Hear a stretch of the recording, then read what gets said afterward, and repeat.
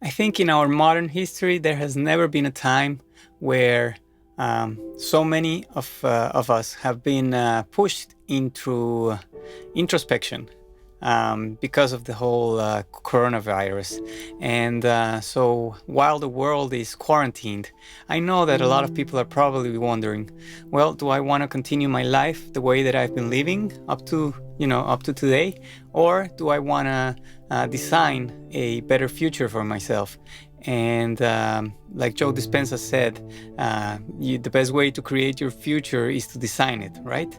So with that in mind, I just wanted to cover what I see as two very different roads that we encounter in our life in different aspects of it. And I want to talk about them, but as I talk about them, bear in mind that I think probably none of us are completely on one side of the road and or on the other side. So most of us are going to gravitate towards one particular road, but we're also going to have elements that we need to learn from the other road so that we can keep growing. Now, the first road I've chosen to name gratification because I think it sums up the principle of experiencing pleasure now, but pain later.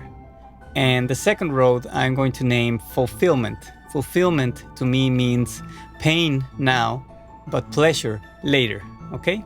So it's basically a short term versus a long term. People that tend to go more towards the first road are going to be more external. They seek pleasure, happiness, etc. in external things.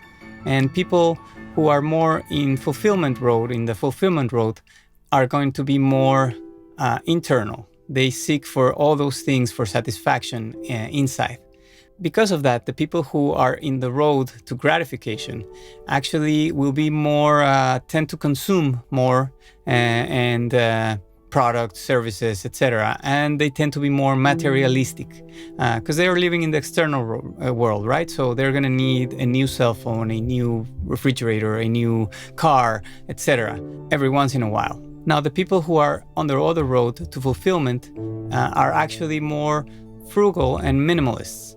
In other words, they tend to purchase things, they tend to, that give them pleasure or value, they consider to be valuable, but they don't overdo it. They tend to be more frugal, they don't spend too much, you never see them, hey, here's my Rolex or here's my super new car or whatever. Now, related to that, when it comes to finances, the people who are more on the road to gratification will not have an actual limit on spending. They just, they're just going to spend and spend until, the credit card is declined or something like that. And they're not going to have budgets. They're not going to have any kind of restraints. Now, the people on the road to fulfillment, because keep in mind, this is a long-term strategy. They actually have IRAs, pension plans. They are investing money. They are doing things that will financially make sense. Not so much in the short run like the today, but in the long run. And because of that, they handle budgets. They see where the money is going, where can we save, etc. Now, when you're on the first road, you feel that happiness happens outside in. In other words, you need someone, something, some place, some circumstance to actually fulfill you, to actually make you happy. On the second road, however, on the road to fulfillment, you actually realize that happiness is an inside-out job. In other words, you experience happiness first, and then that translates into, your outside world materializing and becoming, a better environment for you. Now, the people who are focused on gratification will obviously tend to go more towards living in the past. They are just reliving the things. And I've spoken about this on many occasions before, but you're basically accustomed to your own habits and behaviors, and you don't change them. You're not even focused on changing because you're in the past and you don't even realize that you have those behaviors. You're just repeating the same patterns over and over again. The people who are on the road to fulfillment are very different. They actually live in the present moment. They have mastered that skill of enjoying where we are today. And because of that, this actually translates into a better future for them. The people who are on the road to gratification, they will experience a very predictable future. Because if you are repeating your same habits, if you are on your same patterns as before, and you have not changed anything, that means that what is going to happen tomorrow has already happened, because you are not doing anything different, right? Now, the people who are on the fulfillment, they will tend to experience a more designed future for themselves. In other words, they feel that going inside, being happy, will create the future that they want, will design the future that they want. And because where you focus your attention, you focus your energy, that eventually ends up materializing for them. And this comes from Dr. Joe Dispenza too. Now, back to the road to gratification, people will tend to be more of the philosophy of Newtonian physics. In other words, Newton, he was an amazing scientist. He, revolutionized a lot of things, but he did place an excessive amount of focus on the material world, on the outside world. And so people will feel like they need to move something, do something, experience being with someone in order to accomplish their things. While the people who are on the road to fulfillment will actually experience these things in the quantum field. They will become knowledgeable on quantum physics, which is the science of basically first creating your own future in your mind and then materializing into the outside world. And this is really where we're going as far as the research that is being done on Switzerland, that has been done over the last 100 years or so. It seems to point to possibility instead of a fixed future where we are all predetermined, okay? Now, the people that gravitate towards gratification will experience that destiny is already given, that there's nothing they can do. They are victims of their own destiny, that, it was given to them, somebody did it to them, their workers, their spouse, their lady next door, and they are that way because of that. And while the people on the road to fulfillment will experience that they are the drivers of their own destiny, they are the creators, like we've said, and so they are working every day towards fulfilling that destiny that they have in their minds. Now, on the road to gratification, you will tend to have people that get involved in relationships that are codependent. In other words, it's like, I need you, I want you, it's more of a chain than an actual synergy and an actual relationship where both partners are growing together. They are, giving each other feedback, and this feedback makes the partnership grow every day, and the love grow every day, and everything grow every day. In the road to fulfillment, you will tend to see more couples who are interdependent.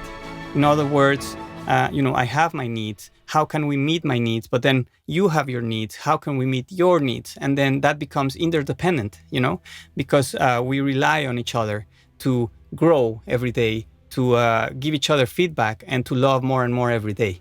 Now, when it comes to relationships too, the road to gratification will lead people into the romantic false idea that most Hollywood movies sell, which is that you are half and there's another person out there who has your other half. And then when you come together, you will complete each other. And on the road to fulfillment, you will find that people work more on themselves, and they work more on becoming whole themselves, so that when they actually meet another person who is whole, they will, that's like an exponential thing. If you can find that, that is like, the sky is the limit, because you are whole, you are complete with yourself, and then you find somebody else who is whole and complete, and then, you become something that, that legends talk about, kind of, sort of. Now, coming back to gratification, those people who are orbiting around that will tend to exert power and control so that their will is made possible, okay? On the other end, those people who are seeking fulfillment, instead of power and control, they will seek love, growth, and understanding, okay, which are higher vibration frequencies. And so because of that, they will tend to feel more fulfilled by loving, by letting go, by loving, by allowing growth to happen every day, etc. Because of this power and control that you see on the side of gratification, people who gravitate towards gratification will also see separation. there's a separation, a clear separation between us, while people on the fulfillment side will tend to see more of a unity. Like we are all together, we are all one, a oneness, and you cannot separate us because we were created that way. People on the road to gratification will see relationships more as a network. Like schools are networks, the office where you work at, you probably have a network. It's a group of people that you know, but if you were to leave the office for a year, maybe you might not even remember them after a year. Except for those relationships that you develop where you actually do learn from each other, grow from each other, communicate, etc. So people in the fulfillment side will seek more of a community, people that they can love, find love with, communicate with, and get to know, really get to know each other. Because people on the gratification side are actually more separate, they will tend to act with more personas. They will have more personalities, is what I call them. And so they'll have a personality with their moms, but then they'll have another personality with their coworkers, and then they'll have another personality with their kids. So they'll have different personas. People on the fulfillment side will, on the other hand, will tend to have more of a one personality.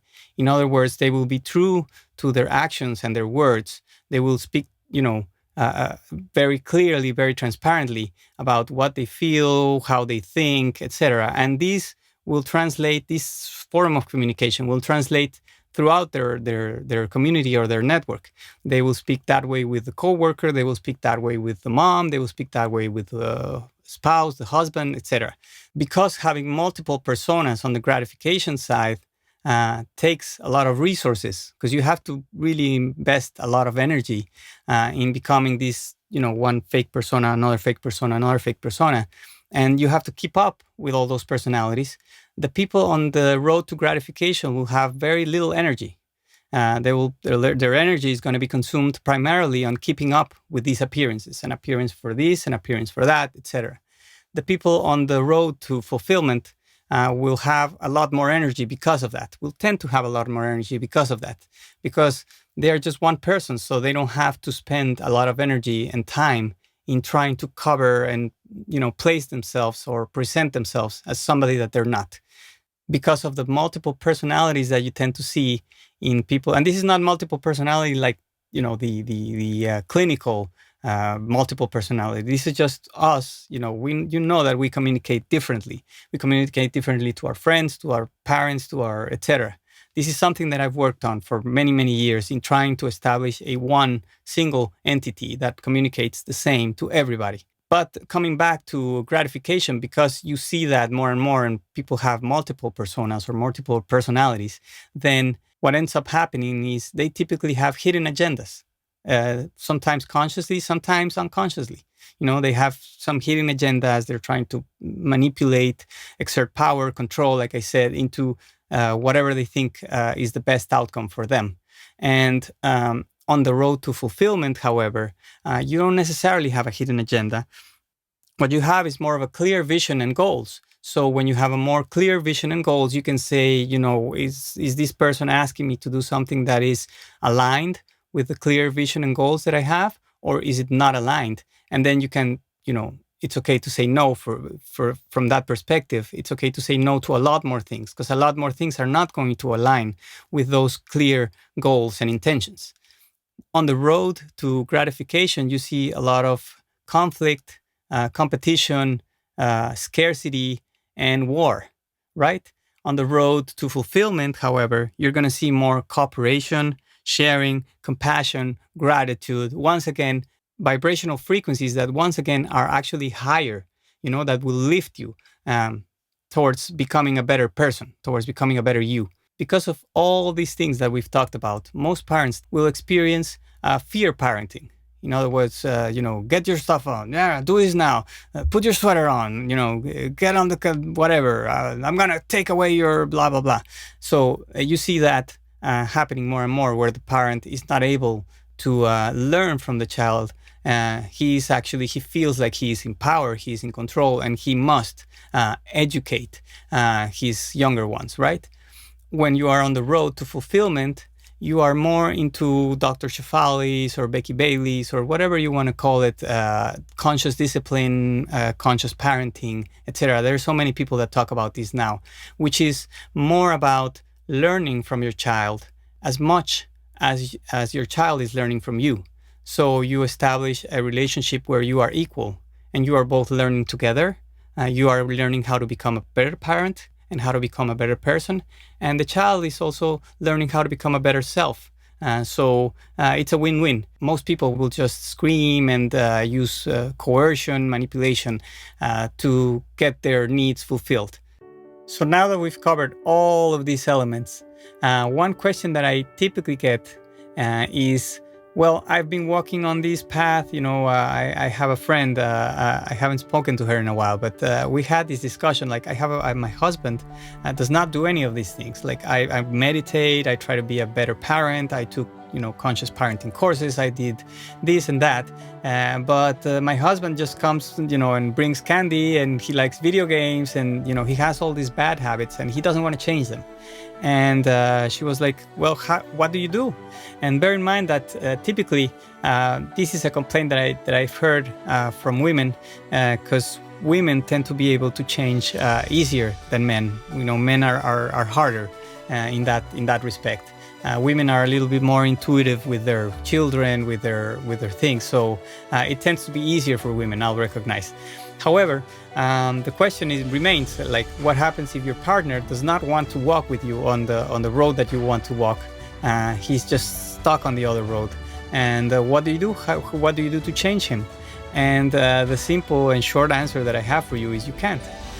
You really can't. I learned this the hard way. A person can learn to change for themselves, and they can, if they want to, you can help them. But when they do not even want to change, you are not going to be able to change them. That's just the simple answer that I have for you. So it may never happen. So you have to learn, to adapt, being the consequences, with the consequences of, what do you do from that? So this person is not going to change, or to this day has not wanted to change. What do you do with that? How do you deal with that? And so I guess that's part of a different discussion. But anyway, I hope that you found this helpful. I'm going to include a link that you can download. It's a PDF with all of these elements, so that from time to time you can remind yourself of what they are and where you are with them. And then you can start walking the path towards fulfillment in a more conscious way. And if you have any of these elements that you feel you are missing, or you feel that you would like to work on, please share them in the comments. And I also have a question. What do you feel is most missing from all of these elements in us as a species? Like, in other words, mankind. What do we need to work on that you think would really drive things in the right direction? Please comment below. Remember to like and share. And I do have a Patreon page if you want to contribute anything. And I hope to catch you on the next one.